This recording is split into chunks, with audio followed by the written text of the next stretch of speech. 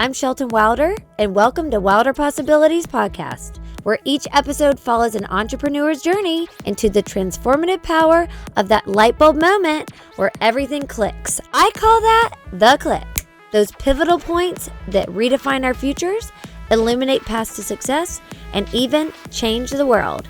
Now let's get wilder. Hi friends, welcome back to Wilder Possibilities. And today I have a very special guest. Aaron Kirman is here. Oh my God, mind you, this is like 8:30 a.m. You're very up. All the energy, all the time. You always have a lot of energy. You know that. Yeah, well. I've never not seen you with energy. Yeah, highly caffeinated. And his coffee mugs. Yeah. Pretty amazing. Can I take one of these home? Yeah. Do you have extras? Yeah. Okay, perfect. Yeah, you can have that. Perfect. Okay. I love nothing more than seeing your face every morning when I wake up. See my face waving. Maybe in a beautiful shot. From the pool. It'll be perfect. Okay, Aaron, we're going to make the conversation about you. He's very good. This is the best salesperson I've ever met. Oh, stop. Oh, for sure. Oh, stop. Okay, Oh, come on. There's definitely better. No. There really is. Well, I don't know. I think you're the best. And so tell me, I like to go into the beginning. Yeah. Oh, so we're going way back? Oh, yeah. Okay, so that's way. Wait. That's a lot of years. No. That's a lot of years. No, it's going all the way back. And where are you from? I'm from LA, but like the poor part of LA. So I'm from the Valley. The poor part of the Valley. Where's that? So it's really so fancy now. No, everything's it's all fancy now. Right? So started in Van Nuys. Okay, love it. Yeah. Love it. Moved to Encino. That's fancy. That's fancy, but not the fancy apartments. Okay. So when I was a young guy, yeah, I was probably 7 or 8 or 9. Okay. I would take my little BMX bike. Love. And I would ride it to the rich part of Encino. Oh. Yeah, and I remember I was very young, and I would look at these big old beautiful houses, and I thought to myself, God, I want to either own one day or sell them one day. Oh. And I was pretty young. But you knew. I knew. Yeah. With your BMX. With my BMX. In fact, I remember I would hop over the fences. Oh yeah. On empty houses. Yeah. Today, don't do it. You're gonna get shot. Yeah. Do not do it. I don't recommend. Don't try this at home. But don't. But back then I did it, and I remember if they were empty, I would hop over a fence and just sneak into these really big, fabulous, rich people houses. Yeah. And you knew you were gonna be a rich person. I did. Actually, weirdly enough. Yeah. I always knew it was something that I never defined it as rich. Yeah. I defined it as, I remember I lived in a smaller house. Yeah. My parents' carpet had holes in it. I remember these things. Because it wasn't as maintained as, you and I would probably always like. A little deferred maintenance. Correct. And so I remember thinking, this is what I want. I want the fancy house, the perfect paint, the beauty, elegant living. I knew that at a young age. That's young. It was. Okay, do you have siblings? I have a brother. Okay. Yeah. You're a brother. Yeah. And then older or younger? Older by 3 years. Okay, gotcha. And then did he come on your adventures with you, or is it? No. We didn't get along at all. So, at all. So he was totally different. I was a mama's boy. He was a dad's boy. Oh. Okay. He would play sports. I pretended to watch sports. Okay. But didn't love it. Oh, hated it. It wasn't for me. I remember my mom would say when we played soccer, I would sit down and smell the flowers. Oh. A sign that I was probably very gay at a very young age, but that's apparently what I did. Yeah. Okay, but your mom was just it's fine, Aaron. Love. Yeah, love. My dad too. But we, at the time, we were not as connected as we are today. Okay. But wow. And a pretty great family. Yeah, that's great. Yeah, you're very secure. I wasn't back then. Oh, you weren't? No. Oh. I wasn't secure for the first probably 23 years of my life. Oh my gosh. 20 years, yeah. Wow. Now I am, obviously. Oh, yeah, for sure. Okay, so then you go to high school. You go to high school. Yeah. And I struggled for school from the day I started school to the day I ended school. From really first grade and kindergarten through. I was held back a year actually. Oh wow. But at a very young age, and I never really was able to be a good student. I had severe disabilities, so I had challenges reading, had challenges writing, had challenges talking. So for me, school was a freaking nightmare. I hated every minute of it, and I had to cheat through school actually. Oh no! So I literally would sit by the smartest person and look over and just copy. And had to get through. I did everything I needed to do to get through. Yeah, and you were like, we got to get out of here. And we got to get out of here. Yeah. I was smart in one area. Yeah. I always sat by the smart person. Yeah. That either let me copy or was so involved in their own that I could copy without them noticing. That was the only area in school I was smart at. That was your genius. That was my genius. And it's a funny story, but I remember there was a girl I copied off of in college. Oh. And she ended up being my assistant a couple of years later. Oh no. Yeah. Wow. And I copied her off her a lot. Yeah. Well, but look, that was the beginning, right there. It's life. It worked. By the way, nobody should cheat, right? We all have to do it ourselves. Yes, but I did what I needed to do. I don't want my kids to do it, to be honest. I really if there's a problem, they just need to own it and do the best they can do. But it was all I knew when I was a kid. To survive. Well, okay, so survival. Survival. Yes. I love it. Yeah. You had to get through it. Where'd you go to college? So I went to USC. Okay.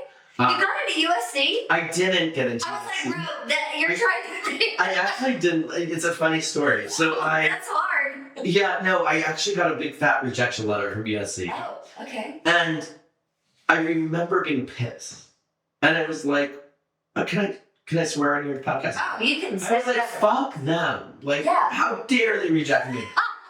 So I remember I wrote the letter, and it was like, I have disabilities, I couldn't read, I couldn't write, I couldn't talk, and for you to only pick smart people at the time, I said this word, I remember, is really not fair to people that have challenges. Oh wow! And by the way, I never told my parents I was going to do this because they could not afford USC or paying for it, but I really wanted to go for whatever reason. I wanted to go. Oh yeah. And funny enough, I got a phone call from USC and they're like, "We want to meet you." No. This is a true story. Wow. Yeah. Okay. And so I went there. I don't even know if I told my mom I was going, but I went. To meet them. Yeah, I met a guy, and long story short, I met him and I got what they call conditional approval to go. Wow. You have to keep a certain GPA, you have to take special classes, and I got in. Wow! That's impressive! It was, for being young, looking back, and I was basically a No, that's literally your whole story right there. That's literally your whole story right there. Like a C student with very, very bad SAT scores. Yeah. So how I got in, I don't know. I don't know if they still have programs like that today, but I got in, and I remember I was in classes with basically the entire USC football team. Oh. And me. It was like them and me. That's amazing. No, it's true. And there was one girl that was like me, and the rest of it was just athletics because they were there for athletics, and they got in under that condition, and I got in under whatever condition I got in under. Under your chatting. Under my chatting. Your chatting abilities. Yeah. You negotiated your way into. It wasn't good for school because I didn't know how to utilize it in school or in kids, but I did managed to figure it out when it was important. I think. Did you graduate? Yeah. Yeah. Well, you got through it. I got through it, but barely. Okay. But I was selling real estate for college. Okay, is that how you were paying? That's how I started to pay for college. Oh my God, that's so cool. So yeah. Okay, you're very driven. It's like you're told no, and then you go that. I don't like no. Yeah. No, it just angers me to the point where it's I always thought it's funny you mention that. Yeah. I don't like being told no, and I've learned not to say no to other people. Yeah. It could be a workaround no, let's evaluate, let's study, let's think about it, which is basically my way of saying no. Yeah. But I don't say no. So when I had my luxury lifestyle management company and I moved here, I had a client that directly said to me, I don't really understand the word no. Yeah, I don't. Just like straight up. And it was like, okay, well, yes, we'll have that dress for you. Yes, we'll have that, and that's like luxury sales. No infuriates me. It actually, if somebody tells me no, I don't believe in it. I work around it. I fight it. Well, you were told that. Well, that was it. Yeah, USC was a no, and you're like no. For me, no. When somebody's telling me no, it means ask later or come back around to it later. It's not a no. What? So even when somebody doesn't hire me for selling a house, if it's letting no, I don't even think twice about it. I'm like, mark it from a calendar to check up on them in 4 months. Yeah. I don't, and I try not to use no too because I know it infuriates me, and no is not something that we should use because there's always a way around a no. Yeah. It's maybe not the right, time changes. Might not be the right time or the right place or the right moment, but a no can become a yes pretty quick. Okay. Wow. Hmm. Well, there you go. USC. Yeah. They said I can even apply it to I remember one of the houses I bought. My husband loved it, and he's like, "I love this house." I was like, "No, it's too expensive. I don't like it. It's not my taste." Wow. And 7 months later, I ended up buying this house. So no's become yeses. I can see that. Yeah. Okay. Well, then you said that you were doing real estate to pay for USC. Yes. So how did that start? Because the whole podcast, there's one question I asked. There's only one question. When did you get the click? When's the click? I mean, you've had many clicks, it sounds like, but for the real estate. Well, so this is kind of a funny story that I have not told publicly, but my parents couldn't afford USC. Yeah. My brother went to the Naval Academy. Oh, okay, yeah. So he went to West Point. Yeah, that's Is it Naval? No, Army Academy. Army Academy, West Point. And so I thought, okay, well, they're paying for his college. I can do the same. So there was this program called ROTC. It was like an Army. It was like a pre-Army thing. You were the ROTC? No. I'm done. So the first year I had applied, and they're like, yeah, we pay for your college, and you go to the Army after, and you spend 5 years, and you're done. Yeah. So that was how I scammed my parents into pretending that I was going to go to USC. Oh, perfect. So I was in USC, and I was in ROTC for the first year, and they kicked me out. Because I didn't know how to shine my shoes very well. I wasn't very good at getting up at 6 a.m. at the time. Now I did. Yeah.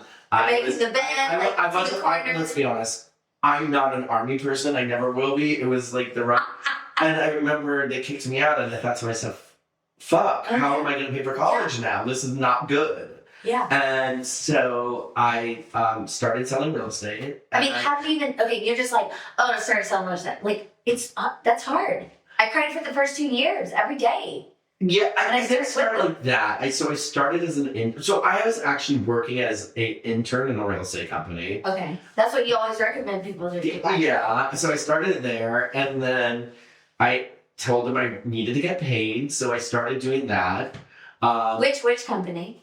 It's not in existence anymore. It was called DBL. Was my first. It called Brown Along. Do you remember that or Premium? No, Premium. It was eventually bought by Sotheby's, but at the time it was a great brand. Yeah. Who worked under a really big top agent who, had been in the business for 30 years. And you just met him? You just walked in off the street? You're like, hey. No, I interviewed. I interviewed 3 or 4 different people. And I remember I interviewed one lady. And at the time, baggy's back in, but I was wearing baggy clothes back then. Oh, yeah. It's back in. Now everyone's wearing baggy up, which I'm still trying to get used to because it reminds me of my childhood. Yeah, so much. But I was just an agent, and I felt out of sorts there because everyone was. But anyway, long story short. I remember this lady said, we don't dress like that in Beverly Hills. It was a total rejection. Oh. And then I went to this other person I got hired, and the rest is kind of history. It was I started out, on the mailroom, and by the way, I got fired from that job too. Oh, okay. Wow. So what happened there? You just when I worked for other people, I wasn't good. I think you need to be your own boss. I need to be my own boss. I'm scattered. I was, my disabilities always kicked in for other people. Mistakes would happen. I just wasn't good. I wasn't good working for other people. Yeah. I got fired from every job I ever had, actually. Okay. Including being a waiter. The math was out. I would be a waiter, and I remember at the end of the night, they would be like, well, how are you minus $300? And I would be like, I don't know, but it was minus $300. So I would have to give them my credit card. Oh, so you were paying to work. Yeah. Oh God, I've done that too many times. Yeah, I don't want to do that. I was like, well, let me just pay you. Yeah, like, oh. Yeah. So, do you see those agents now? Some of them, very few, because I've done this now for like 30. No, some of them actually. I've done this for like 33 years, 32 years. Wow. Is it 30? No, so I started when I was like 16, and I'm 46. About to, so yeah. 30 years. 30 years. Oh my God. 16. Yeah. So, but that was when I was like, so I started interning, then college. And then when did you sell your first house? So in college, I changed companies. I got fired from DBL, and there was a boutique luxury company called Mustard Easy and Dough. Yeah. Okay, so I... Easy. They're still around. Yeah, he's still around. So I started working with them. Yeah. And just like, at the time we had cold calls, or we had floor time. We don't have it anymore. But it was like you just wait for people to call you. And I remember... floor time. And I remember, we had that, and I took the call, and I remember it turned into a listing. Not an expensive listing. It was like inexpensive. And... It's still a listing? Yeah. And I remember my mom was with me after I had gotten the listing, and she's like, it was like a Saturday, and I took her to the house to be at a showing or something, and she's like, God, that was supernatural for you. I've never seen you so in your element. Oh, wow. Yeah. You're like, well, I've been looking at these houses since I was 7 on my BMX bikes. I just, and by the way, it almost was like that was my click. That's to be honest. Yeah. One of my clicks.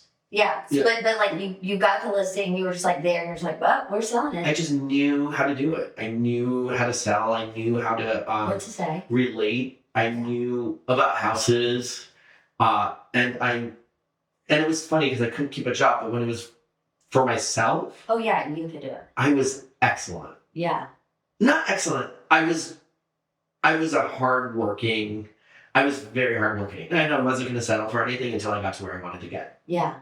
And where'd you start like getting your goals and everything? Okay, so you go to USC, you graduate, but you're still selling real estate, and then after school, where? I remember going to the office like at 7 a.m. every day.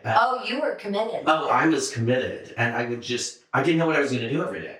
Like, I didn't have anything to do. I was a new agent. I had no clients. I had no money. But I was like, I'm going to just be at this office and figure it out.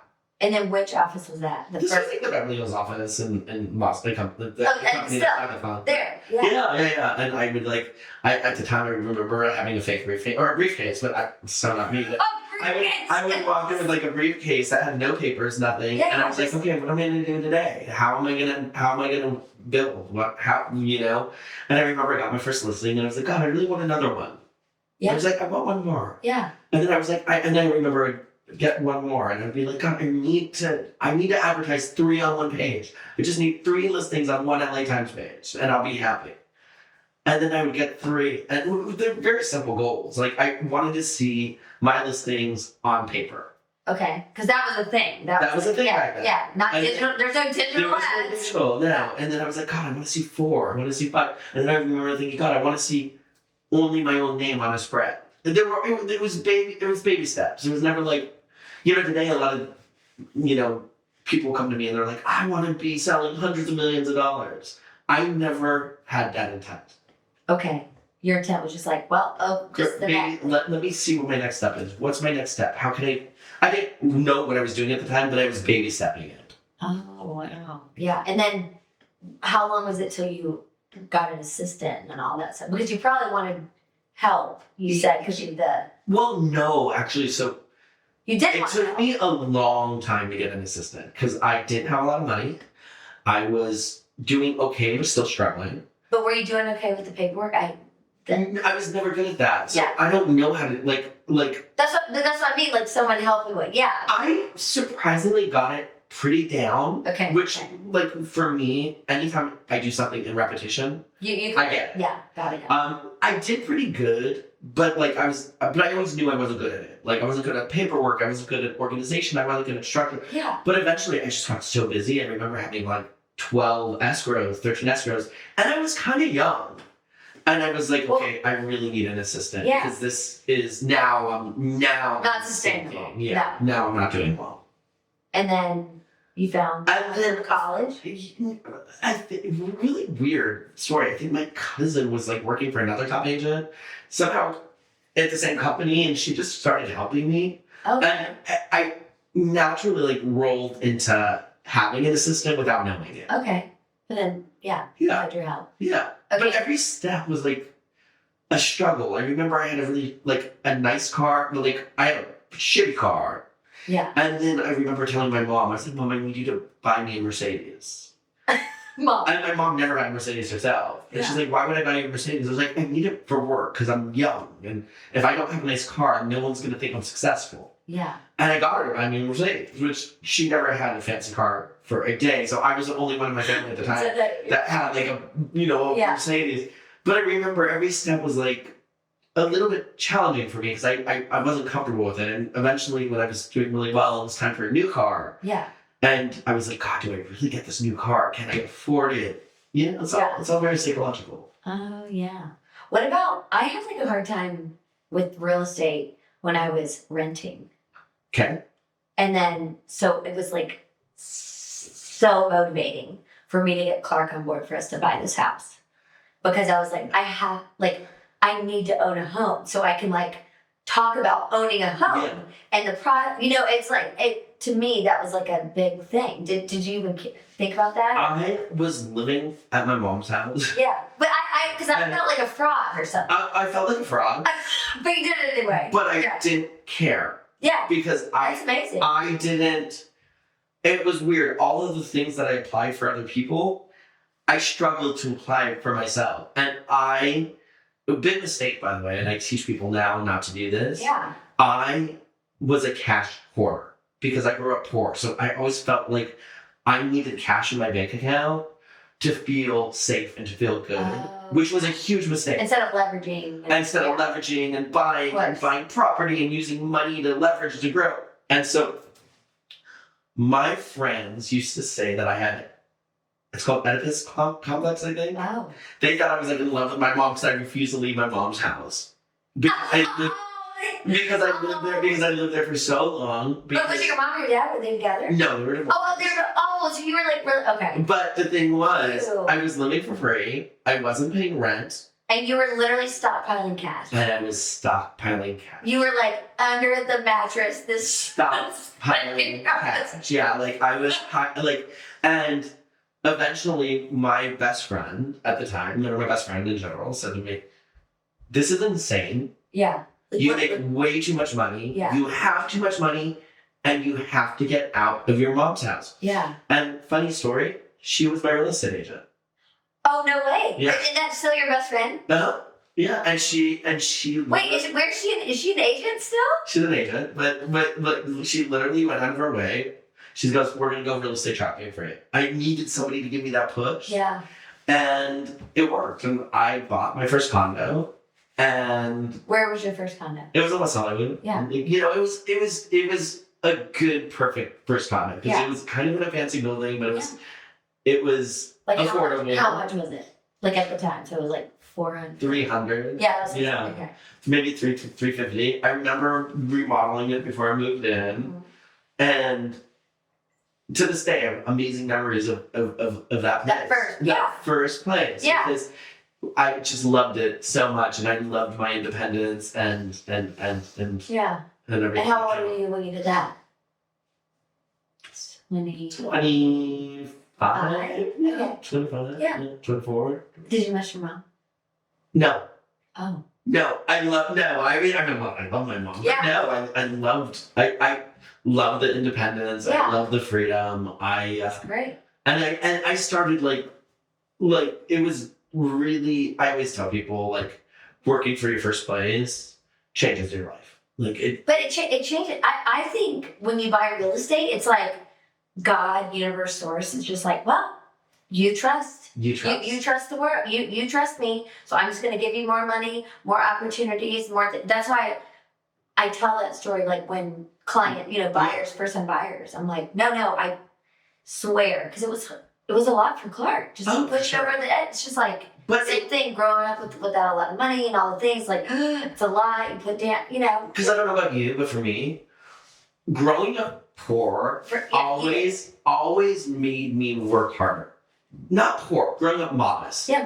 Always made me work harder because I didn't want to not have money. Yeah. So I was always like, okay, what do I need to do next? And it gave me a sense of challenge. Like, how can I make sure I live the life that I want to live?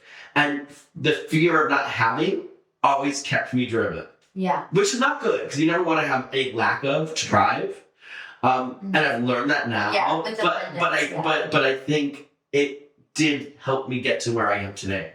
So, for sure. Okay. Fear of lack. So, but now you're in the abundance side, kind of. So, or where it's funny. So going back, it was really funny. So I always, and this is one of my regrets, like I always was a cash stockpiler rather than an investor. Yes. And it was a huge mistake. And now I teach people, I'm like, if you have cash in the bank, spend it. Put it to work for you. Go make money. And the person that really helped me with that was my husband, to be honest, because my husband is Venezuelan. And him, he's a banker too, right? He's a banker. Yeah. But for him, he had the opposite trajectory. He's like, if he had money, he didn't want to keep it in the bank because of the history of Venezuela. So he would buy properties and do this. So even though I sold properties and at this time was very successful selling a lot, I didn't have the investor mentality until a lot later in life. And then I went from zero to like, if I have cash in the bank, go buy a house. Yeah, you had like 8 houses or something. Yeah. We have a lot of property. Yeah. But because now we're like, let money work for us. Yeah. Mm-hmm. I hear that. Yeah. Well, how long have you been with him now? 7 years. 7. That's good. I love that. Okay, wait. Well, we have to go back. How in the world did you get to, like, were you at John Aaron? No. I went from Monster Museum to the Island. Oh, you were. Oh, yes. Okay. Yeah, and I remember the company I was at had a separation. The partners were in a fight. They separated, and I couldn't decide if I wanted to stay. Oh, Hilton Island. No. Oh, Monster Museum. One way or one another. Where should I go? And I remember Daisy Penner. Correct. Which never took off, but not in the way that. Maybe they could have, in my opinion. Yeah. Although they did well. They did very, very well. But I remember sitting with them, and they had brought in another partner that didn't like me. And I could tell they were interviewing me. Like, was I right for them? When I was already a top producer at the company and pretty successful. And I thought, well, if they don't think I'm right for them, it's time for me to definitely leave. Okay. Yeah. So at the time, Hilton Highland was not the luxury brand it is today, or was. And now there's now it's a different world. But I remember thinking I saw the potential. I saw what they were doing. They focused on Uber luxury. Mm-hmm. They had a niche, and I was like, okay, I'm gonna go there. Yeah. And I went, and I was one of the first people that went there before it became what it was. So you were with Rick? I was with Jeff. Jeff was my guy. Jeff was your guy? Yeah. Jeff was like my mentor. Yeah. He's mentored a lot of people. He had mentored most of the best real estate agents in the country today. Wow. He was my mentor. He was my friend, and I loved it. Like, it was Christie's, actually. That's where it was Christie's. So I learned how to do the high end and like the Uber luxury, and I fought to get things that I teach other people to do today. I did. Like I was like, well, now that I'm at this company with Christie's, I can go for the gold and let's go for the big ones. I just went from 3s to 5s to 6s to 8s to 10s, 12s. But this was many years back. Yeah, I mean that was huge. Yeah. I mean, then how long were you there? I was there for 10 years. Wow.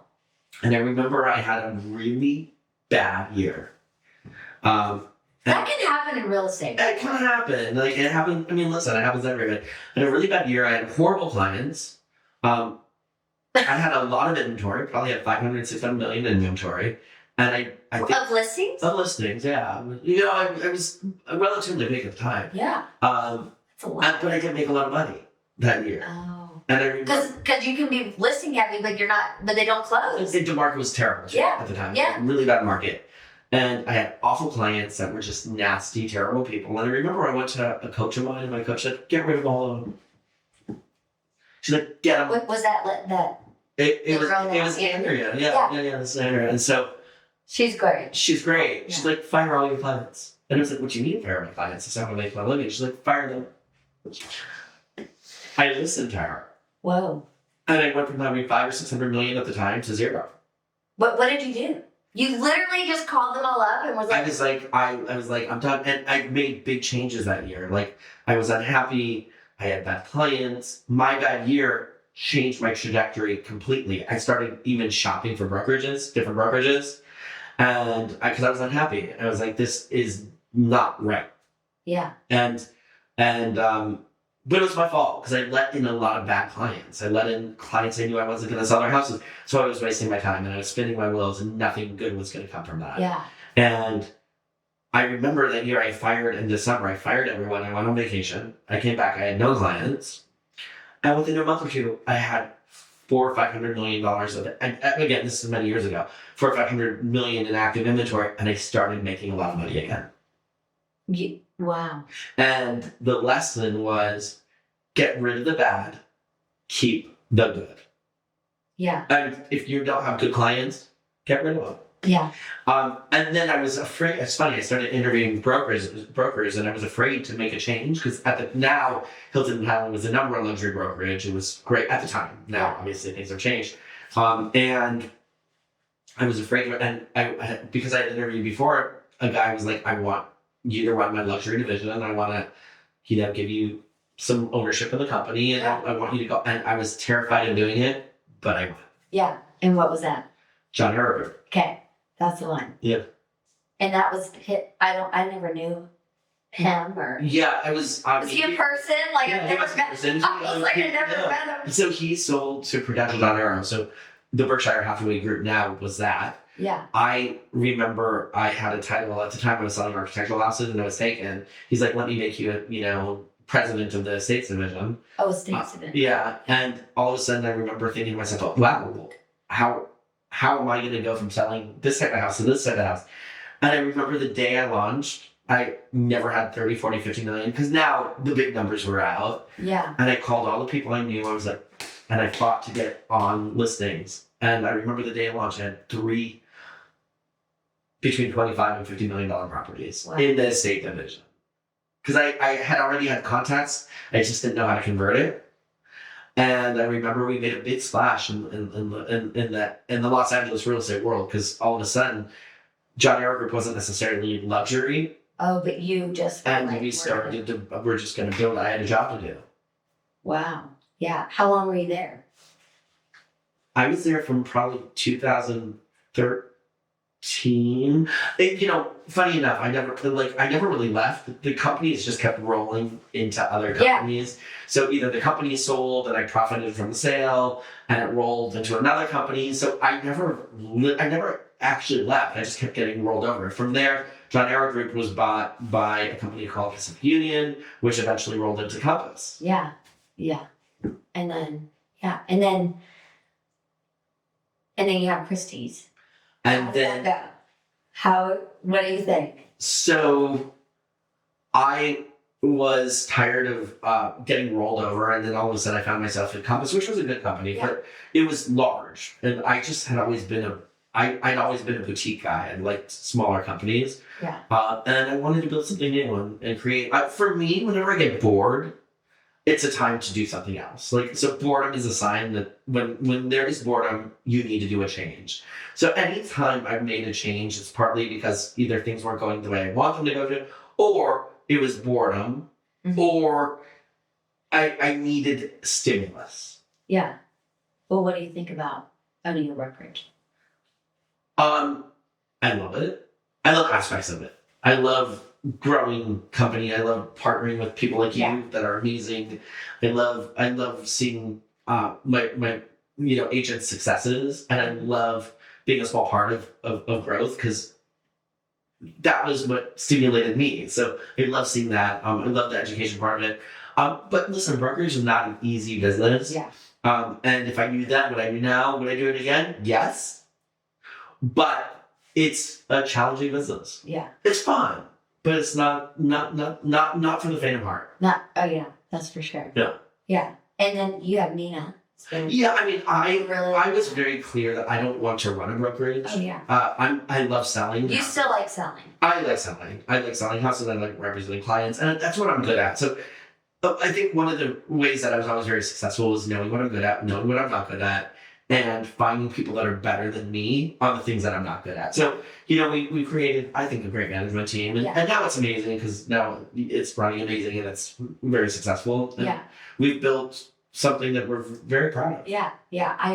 My quote is, never try to improve on things you're not good at. Just hire for it.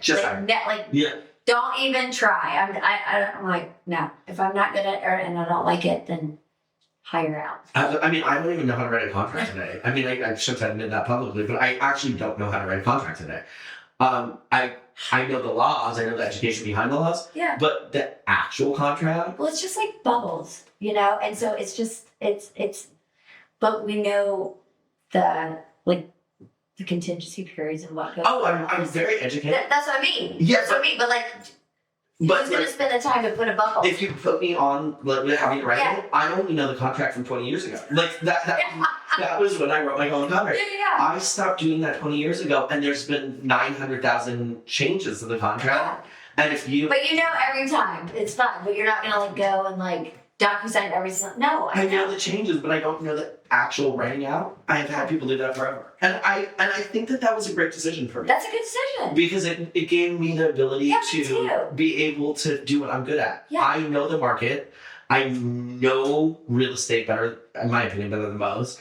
I know clients, and I understand how to put things together. And that's my specialty. Everything in the middle, let somebody else do for me. What's your favorite thing to do? To negotiate? Sell? What do you think? I like negotiation and I like selling, to be honest. But what really inspires me is building, right? I love building Christie's as a brand and as a company. And I also like building my own sales business. I am never content in where I am. I'm always like, if I sell, I can sell a $100 million house and I don't even think about it twice. I'm like, okay, that's my history. That's my past. Next. What is next? All next for me. And I think that's what inspires me. What is next? Where can we go? How can we be bigger, better, smarter, faster? What's going to be the next thing? And how do we get there? Yeah. And so I never look back on anything of my past. I only look to the future. Yeah. Yeah. In present and future. Yeah. So. In fact, people ask me what I've done, who I've sold to. Half the time I don't even remember. Yeah. You're like, it's done. It's out of my brain. So gone. Love you. Yeah. See ya. I remember one of the rankings were like, what did you do this year? And I was like, I literally couldn't answer the question. I had to go back. Just ask the team. They'll tell you. I had to have marketing. Check your Instagram. And some of these were super expensive houses, 100 million, 50. Some of them were super famous people. And I still couldn't tell you what I did. Yeah. Yeah. Well, because I think I probably should have started out with being like, oh, here's Aaron Kirman. I think it's something like you sold 23 billion. I think it's 22. Huh? I think recently I saw 23 billion. I don't know. Whatever. It's a lot. I don't. It's a lot. It's a lot of billions. There's a lot. Yeah. But that's good. Let's see. I don't. You don't think of it. I don't care. For me, I always want to do bigger and better. And I want the people around me to do bigger and better. And I want us to do it together. Yeah. And then what is your, future, kind of goals? Yeah. What do you think? So I'm trying to figure out where... So you don't get bored? Yeah, so I don't get... look, on a very surface level, we want Christie's to be the number one luxury brand in the country. We want Christie to do exceptionally well. And on a personal note, I'm trying to figure out where we're going next and how to be part of the next movement. What do you think the next movement is? I think AI is going to be huge. Well, yeah. Yeah. Did you see the news come out that was AI sold $100 million in the past? I did. 6 days. I'm like, is that fake news or? Well, I went on that site. Yeah, is that a headline? It was a headline. I'm not saying it's not. Yeah. Look, I think I think the media tends to take what we say and use it too much. Yes, of course. I remember I had sold like two properties to people from New York. This goes back like, 12 years. And I was like, God, all of New York is moving to LA. And that was the article. And then all the agents started saying it. And it literally happened, right? You say it and it comes. And it manifests. Yeah. It manifests. I think the media is a little quick to take some of the things we say and use it. I went on that program to test it, and it was okay. It was fine. Like, but I think that AI is the future. I think it's where we're going. I think it's going to make our jobs easier. And if we're not part of the movement now, we're going to be left behind. So really trying to figure out how to incorporate AI into our world the right way, into a luxury world that we sell. Run a brokerage that's modern, creative, innovative, and doing the things that we need to do on today's brokers. And I think continue to sell the world's best houses, which is always super fun. And you always want to outpace yourself, and the world changes, and it changes fast. And so I always think it's super important to change with you can't be left behind. And I think that's probably one of the reasons why I am where I am. I was always evaluating. I always study. I always think, what is this person doing? Where are they? And what can we do better? And how can it's never about inventing the wheel. The wheel is the wheel. It's about making it better. Yeah. Because there's people that are always going to make it better, and you want to be at the forefront. I remember if I would build a team before teams were a thing, I wouldn't be where I am today. Like, you had a huge team. I had a huge team, but the team was what propelled my success. And now everybody has a team, but I was probably one of 3 people who have a mega team at the time. Yeah. And I remember when I opened the team, people were like, why would I join you? And that's what I got. Why would I join you? Yeah. And I was like, because we are stronger together. And the successful brokers didn't do it. They didn't buy into it. Yeah. So I love a team. I mean, I would never work by myself. Yeah. But 25 years. No, but I was only 8 years in. So correct. I saw the team. But by the time you got into it, it was already established. Yes, of course. Of course. It was like I did a team. No, nobody. Yeah. Yeah, so we had to get new agents that had no business, and we worked with them to help. Yeah. Work with them to build their business, and then some of those agents became very successful, and it started to roll from there. But again, these were all the things. And you had teams and teams. Correct. Yeah. Well, we started. We almost built the teams within a team. I mean, that was our baby. But I look at some of the people that were very successful 20 years ago, and they just didn't change with the times. And the models that worked don't work anymore. And I think it's evolving every single day. And if we can't evolve, and if we don't evolve, we die. Yeah. And so I always say, as long as I'm going to work, I'm going to study and I'm going to fight, and I'm going to see where we're going, and I better be ahead of the curve, because if we're not, you're left behind. Yeah, left behind. Well, okay. Well, speaking of big changes, what do you think about the fires that just happened, and any things about the Palisades? I have some ideas, but I was curious. Your thoughts on Palisades? I think the fires were awful, obviously. I think it's a bigger conversation. I think LA is a massive city with a lot of wealth, and I think the politicians have failed the city right now. And not just regarding the fires. I mean, that was a massive failure. But I think crime, homelessness, how it's managed, there's billions of dollars mismanaged and missing. And I think that there is a lack of accountability to the politicians in Los Angeles, and I think it needs to change. LA deserves to have great politicians that are running it like a good city.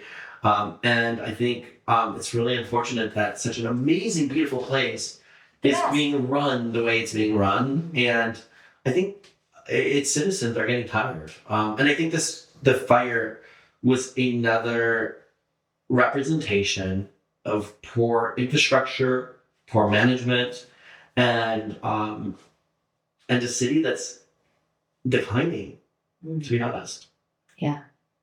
What do you think? Do you think it's gonna get the changes? I'm gonna pray that I'm gonna pray that it's a world-class city with some of the finest infrastructure, one of the 8th biggest economies in the world. Yeah. I'm going to pray that the people of LA work to elect the citizens that are going to help to bring it back to what it was, which was an amazing city, and still is. Yeah. It's one of the best places to work. the money, the infrastructure, the lifestyle can't be beat. But the sun tax. Correct. Yeah. But it's also not enough. Yeah. And so I hope that the fires were like a wake-up call that things need to change. And it's sad that 30,000 homes needed to burn and people needed to lose.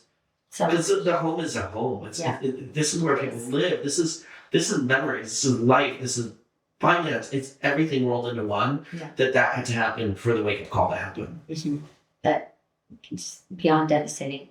I do believe, though, my personal belief is that Palisades will be the nicest city in the world. I agree. I mean, like, I'm going to say it forever.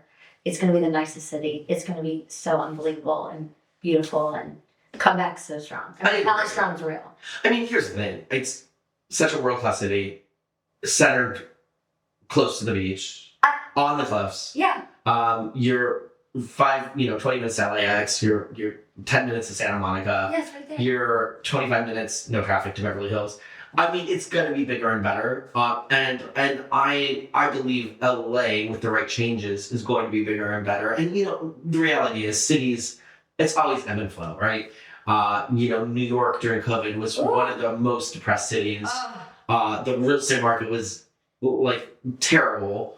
Tanking. And it's back, right? Yeah. People want to be back in New York because it's a world-class city with amazing infrastructure and business and everything in the middle.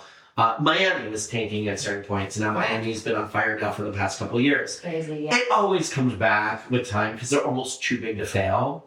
And I think LA falls into that category. And I look and I see the wealth and the money and just in our businesses together. And you're like, wow. Like, even in LA's tough moments, it's bigger and better than most cities around the world. But it's going to take some changes. Do you think they are going to get rid of ULA? I mean, I'm praying for that every day. I mean, the thing is, ULA was the stupidest law. It was the stupidest. You told me this. It brought luxury sales down 68%. 68%. Yeah. And it's still, and it was. I'm going to give whoever created, and actually it was, a team created the mansion tax. They did amazing marketing because the mansion tax. They marketed in and they got a percentage. Correct. Well, it was like stick it to the rich, give it to stick it to the rich, give it to the poor. That's how they marketed it, and they passed. And what's infuriating is we as a community didn't band together, and that's frustrating because what it ultimately did was stopped not only the luxury real estate, but it stopped development. It stopped housing. Commercial too. Everything. And so now LA's down by 68% in terms of sales volume. Developers can't afford to develop in a city that needs housing. The markets were already sluggish. So now we're not seeing developers buy. We're not seeing luxury apartments being built in general, because once you buy, to get anything in LA is going to cost anywhere between $2 million and $4 million for the dirt. To be able to build apartments to house people, and then it just doesn't make sense. Now you're over the ULA threshold. Office buildings, sluggish. Luxury real estate, sluggish. So it really killed our market. And for what? To make $200 or $300 million? When the city's not making billions of dollars. Billions. Every year it's losing billions. And so, I read that, Karen Bass is thinking of figuring out how to eliminate it. I'm just saying it out loud. You know how you said that? We're just saying it's happening. They shouldn't think it. They should do it. Now. And all the city planning needs to do is look at the numbers of what we were versus what we are and where we're going and say, okay, this does not make sense. Cut it out, move on, and get LA back to where it was before, because we need housing, we need developments, we need office, we need all of it. And they need to just, recognize that this was an ill-advised bill that never should have passed. Yeah. And needs to be taken away immediately. Taken away. Yeah. So I'm just going to keep saying it is. I'm just going to keep saying, because the more we say it, the more it will. I believe that. Put it out there. I mean, it really has to. The problem is, like, margins for everybody are so tight that until it goes, we're not going to be able to fix the problems that we have. And the even more frustrating part is billions of dollars. This was supposed to help the homeless, and we just found out that billions of dollars are missing. And they basically really affected the real estate market in general in LA. Yeah. Yeah. So not just real estate agents, the owner. It's been crazy. Everyone. Yeah, everyone. So Everyone. yeah, I mean, I say they're gonna fix that. They just have to. They have to. And if they don't, then shame on them. Yeah. The thing that I've learned though is I can only do what I can do, right? Yeah, we can only be in our bubble. We can fight, we could talk, we can rally to get our community to fight. But I also realize that I'm one person in a world that's not all me. And so when I let things that I can't control too much affect me, it brings down my energy, it brings down my business, it brings down my vibe. So I always try to stay in my lane. I do what I do to make myself feel better. I'm gonna be an advocate, I'm gonna fight, I'm gonna rally, I'm gonna try to get my community to rally around the things I believe. But at the end of the day, if I can't control it, I'm also gonna say, okay, it is what it is. How do I work around it? Because the last thing we want to do is let frustrations bring us down. Because the business suffers, life suffers. God, I can't talk it. Suffers, and then you end up in a zone that you don't want to be in. Because a lot of our business is mentality, how we're gonna get to where we're gonna get to, and fight to get there. And it's hyping people up too. You know what I mean? Like with your sellers, with your buyers, keeping good attitude. I mean, that's positron.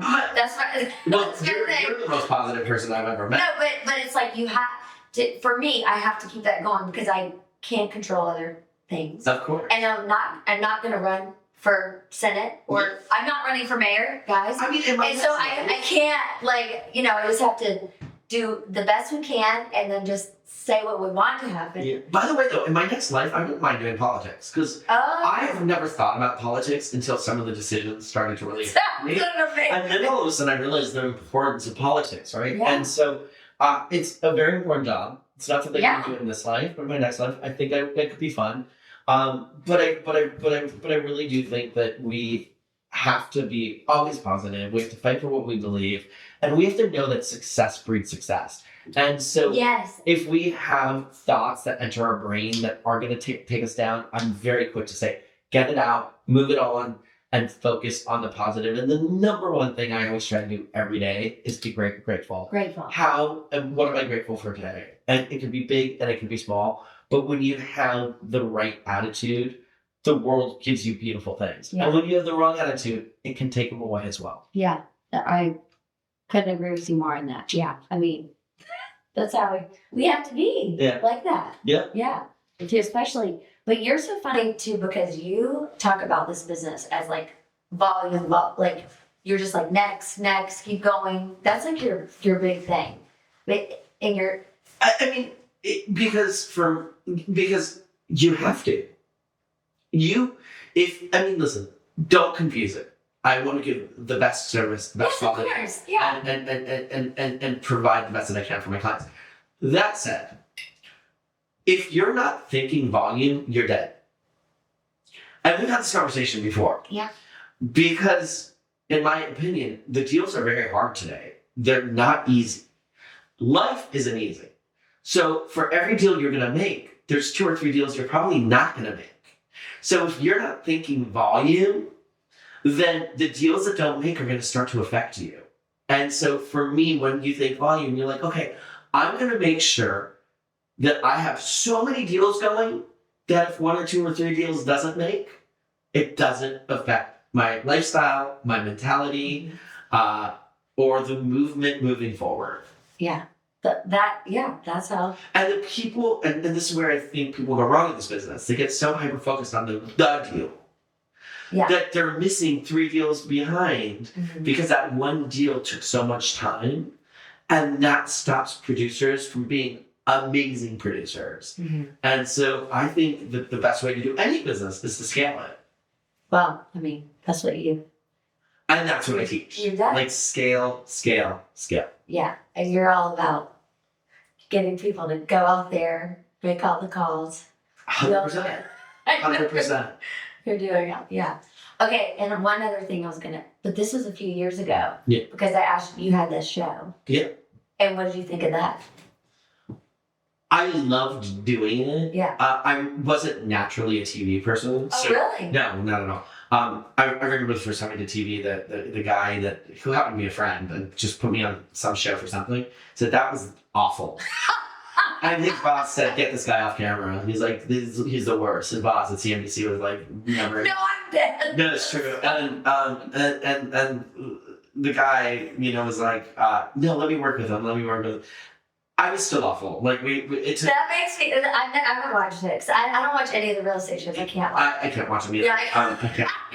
Although I've watched a couple just to see what's going on in life in general, but it was real. I really had to focus on authenticity, being myself, and enjoying the process. And at the end, I loved it. Yeah. But I will say, doing a show takes an immense amount of time, and a lot of the people that are on TV that have shows built their business based on a show, whereas I had already been in business for like 20-something years. Yeah, I had such an established business that I actually lost millions of dollars doing a show. Yeah.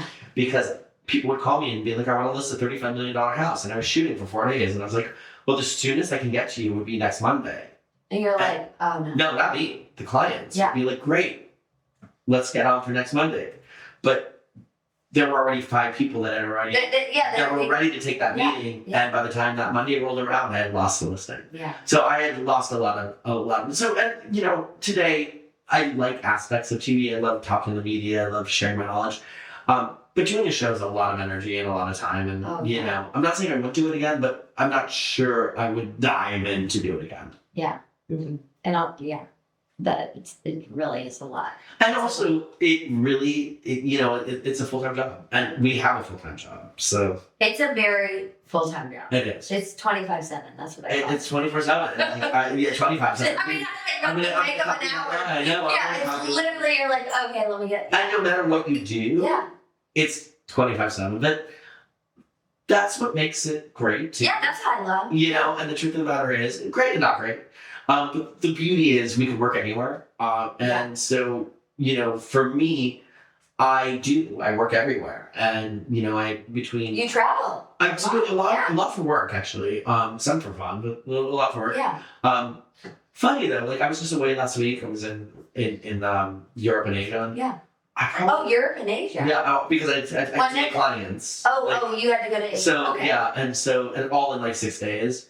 And I probably put 7 or 8 houses in escrow. And I thought to myself, our job is beautiful because, granted, you lose certain things when you travel, but you could still do a lot. Yeah. And that's media real estate. We're our own boss. We could create our own destiny and our future. And that is a very powerful thing. And I think it's underestimated. And I think real estate agents need to recognize the beauty of what we do and also know that we as creatures tend to follow the path, but the best way to be successful is to go the opposite of what everyone is doing. And so that entrepreneurial spirit is super important to success. Yeah. Well, that's what this is, an entrepreneur podcast. Exactly. Right? Because it's that's really what we're doing. Yeah. And by the way, the beauty is we sell homes for people, get a percentage. We're not building or creating the product. We're getting a percentage of other people's. And so it's really a beautiful business. It's a fun business. It's a challenging business. Yeah. And it's a changing business. And so I think in 10 years from now, the business will look very different than it looks today. Mm-hmm. And so everyone needs to really be ahead of the curve and figure out where we're going to make sure that they can stay on top. Yeah. And what suggestion would that be? Embrace change. Embrace the new directions. Embrace AI. Figure out. That's why I had to do an AI talk in front of 500 people. I was like, I'll do the talk. Yeah. And so I had to go learn. But we just say yes, and I was like, sure, I'll go learn all these things. Embrace technology. Yeah. Embrace that it is going to change. Don't be afraid of the change. Go for it. Dive in. Be the leader. Once you're the leader of anything, even when it changes, you're ahead of the curve. So ahead. And you can figure out how the change is going to unify or build your own brand and company, because there's always a way to do it. Yeah. I think in some respects the industry is eating itself alive between the competition, the people, the changing market dynamics. It's all very complicated right now. Yeah. And so whenever we see that, change is in the air. Yeah, new thing. Okay, one other question, sorry. What do you think about like development? So speaking of we get a percentage of already homes that are already made or whatever, but like would you ever go into development or things like that? Is that I am in development. Oh, you doing a house now. I've done houses. Oh, you don't really talk. I don't. Yeah, You're a little under the radar on that. Maybe. I like it, but I find the process very frustrating because there's so many things that are out of my control. And when you develop a house, your trades people will come to you and say, "Oh, that part's not going to be ready for 6 months." And depending on what you're building, 6 months could be hundreds of thousands of dollars. So I find it very frustrating because I like to do things that are in my control. I can manage my business. I can grow my business. If I lose a deal, the energy wasn't there for the deal. But if you have a bigger picture and a bigger mindset, 1 deal or 2 deals or 5 deals or 10 deals doesn't matter because you're growing. With development, you really have to have a different mindset. And I always tell people, like, specialize in what you're good at because there's people that are going to be better than you at everything all the time. Yeah. So if you have something you're good at, that's what you should be doing. I'm good at development. I'm not great. Okay. Because to be a good developer, you have to be all in. You have to watch the cost. You have to watch it every day. You have to be and at the end of the day, I'm a little busy for that. Yeah. But it's fun. Yeah, I want my boys to do that. That's what I was asking. Yeah. I mean, if they want to, but yeah, then they'd be good at it. But so then, one other question. So, your future-wise. You think kids or what do you guys? Yeah, so I feel like I feel like I'm a little old to start, but we're starting. Hey, yeah. Clark got married. Okay. And had Bo and 50. Okay, so we're right there actually. So we're right there. We are gonna be having kids. I'm excited. It's so fun. You'll love it. When discussing kids, we realized that we've lived a great life. Yeah. We've done pretty much everything, both good and bad, right? Yeah. And at a certain point, it's great to live, to be able to bring life into the world and give somebody else what we got, and so I'm excited. Yeah. I can't wait to hear more. Yeah. That's exciting. It's going to be a life change though, for sure. Oh, it's a huge life change. It's a huge life change. Yeah. Okay. But we'll have to see. That's one of those things that we have to work towards. And the universe also helps curate. Yeah, you'll see. Which one of you will be that professional dad? Both of us. But Clark's I call him a special dad because he's does everything. Yeah. Does all the things, all the sports. Would you like that? You think? Or I love it. So I'm very, me, I'm very straight shooter. Yeah. I tell people that, but I'm also very nurturing. I like to nurture. Yeah. My dogs have always been so. Oh, you're so sweet with Buster. People don't realize people kind of see one side of me a lot. Okay, well, what would you want people to see this side? That's the other side. Well, you saw me with your dog. Yeah. That you're a sweet pea? I was talking to your dog. I asked your dog how he slept. Yeah. What do you think? So I do have that side. Yeah. But a lot of people don't see that side. Okay. Well, I'm glad they're seeing it. They're going to know. You're going to be dad. Maybe. Oh Oh my gosh. my God. Not there. But it's a conversation. It's something we want. It's on the table. It's on the table, but we're not there. Okay, you did not hear it here. Yeah. We don't know. We're not there yet. Not there yet. Not there yet. But I'll let you know if we get there. Okay. Well, that's exciting. Also, even thing. I mean, the thing is too, you always kind of want to do your best, but work in silence. I always tell people this. Don't talk too much about anything because you never know. And the energies of talking is also not good. So I try to whenever I have a big deal, keep it quiet. You were doing that big deal, and I remember I said, don't say a word to anybody. I literally, nobody. And the deal closed. Yeah, but nobody knew. I didn't tell you. Well, you did. No. How did I find out? You drove by and saw the moving truck there. And you called me, and you were like, no, I think we talked about it. Oh, I swear. You were like, the moving truck's there. Did you sell that house? I was like, Well, I was gonna let you go. So older again, I try to work in silence, and I stay in my lane. I don't tell people anything anymore. I mean, it's weird though, because in our business, you have to also show what you're doing, because that's how you also get success. Yeah, but not until it's closed. Yeah, I mean, I never market escrows. We took that out 2 years ago. By the way, I think people are crazy when they say in escrow. I was like, God, so much can happen. We only market sales and actives. Yeah. Some of the biggest deals I've ever done, like the $100+ million, I let nobody know. Yeah. And they closed. Whenever people found out, something happened. Yeah. Oh, yeah. No, there's weird vibes. It's just like, but we're also in a business that we have to market ourselves. So it's tricky. When it closes. Correct. Yeah. And other things though. Like, if I had my way, I would be quiet on everything, but a lot of our business is self-promotion, talking about ourselves. It is what we're doing, what we've sold, how we've done it. And so there's that fine line, because you have to manage that line. Well, so that's why I'm a social media manager. So do you. Because otherwise it would be... it's so embarrassing to post what I'm doing. But I don't like that. but that's what she has to do. You like it. Oh my God. I enjoy it, but I also think there is something so elegant about not doing it. But the reality is, in this business, it's all about us. It's about who we are, what we're doing, where we're going. And clients need to know that, because if they don't know that, somebody else is doing it and they're going to look bigger and better than you. And that's not what we want. Well, that's why my tag, you can't be a secret agent.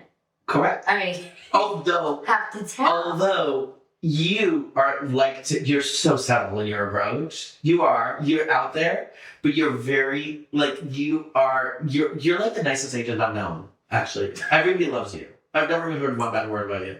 Not even one bad thing. You're really though. You're like the most liked agent in the community. I wish I had that reputation.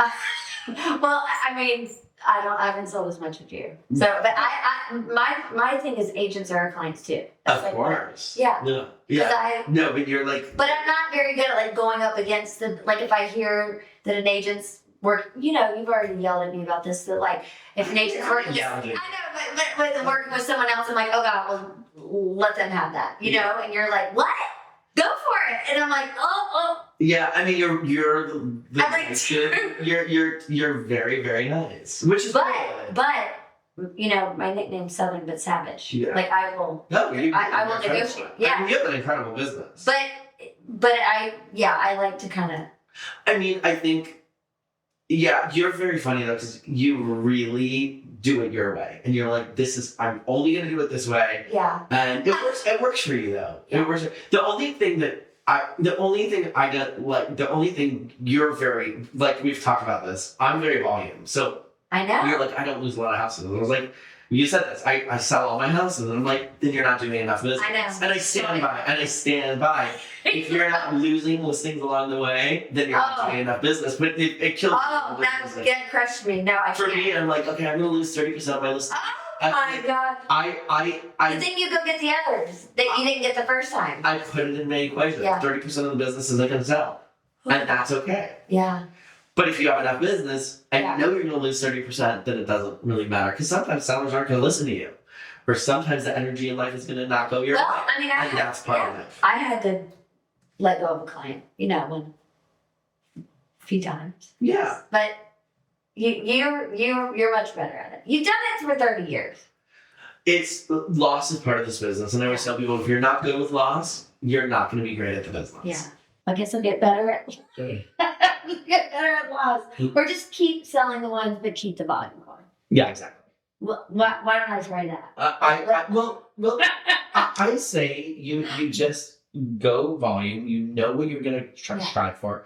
You set your goal and know that the more people you work with, sometimes it just doesn't work out. And that's okay. Yeah. I always say not for everybody, and that's okay. Yeah. Not everyone's going to listen to our advice. We know. Yeah. Clients don't want to listen, but we know. And then they like to blame us when it doesn't go their way. Mm-hmm. Well, that's why I think that I just... what time is it? We gotta go. You gotta go, right? Time is 10:30. Oh my God. Well, we've had such a long, awesome talk. Yeah, it was great. You should know, I'm the biggest fan of yours. I think you're amazing. Yeah. I love your energy. I love the way you do business. And it was really fun being here. I love Thank you for being here. I was trying to get you on a long time. Yeah. Thanks for making time. I'm glad we made it. We made it. Yeah. Yes. And no, you're amazing. You're killing it. You're killing it. No, it's great. I love that you do it your way. I love that you know who you are. My Southern way. Beautiful Southern way. And I love the fact that you're always evolving. Well, I'm being like you. Oh, sorry. Yeah, here we go. Yeah, the beautiful thing about this business is we don't have to be alike. And that's okay. That's what's better. That's what's better. Yeah. And there's so much success in the difference of how people work that I find it fascinating. And I love that part. And there's a lot of business to go around. So it's endless. It's abundance. There's enough. Exactly. Okay, thanks for coming on. Thanks for having me. You're the best. Bye.